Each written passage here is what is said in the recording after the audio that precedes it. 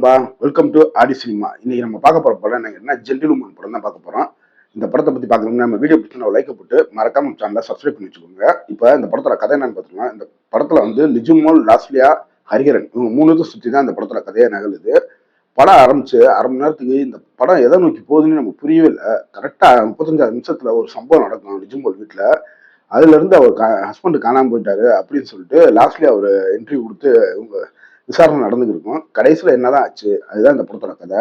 உண்மையிலேயே படத்துல சினிமாட்டோகிராஃபியா இருக்கட்டும், அந்த வீட்டுக்குள்ளேயே தான் பெரும்பாலும் ஷார்ட்ஸ் எடுத்திருப்பாங்க. ஆனா அதெல்லாம் ரொம்ப அழகாவே எடுத்திருந்தாங்க.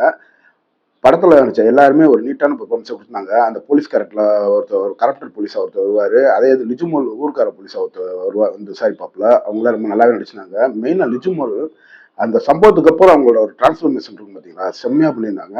லாஸ்ட்லியாவும் அவங்களுக்கு கொடுத்த கதாபாத்திரத்தை தரமாவே பண்ணியிருந்தாங்கன்னு தான் சொல்லணும். படத்துல கிளைமேக்ஸ் முடிச்ச விதம் ரொம்ப நல்லாவே இருந்துச்சு. இந்த படம் வந்து ஒரு பெண்ணிசம் பேசும் படம் தான். ஜென்டில் உமன்ற பேருக்கு ஏற்ற மாதிரியே படம் உண்மையிலே நல்லா இருந்துச்சு. ஏனோ தானே இருக்கும் அப்படின்னு நினைச்சுக்கிறீங்க. ஒரு மஸ்ட் வாட்ச் ஃபிலிம் ஆயிடுச்சு. கண்டிப்பா ட்ரை பண்ணி பாருங்க. இன்னொரு வீடியோ சந்திப்போம்.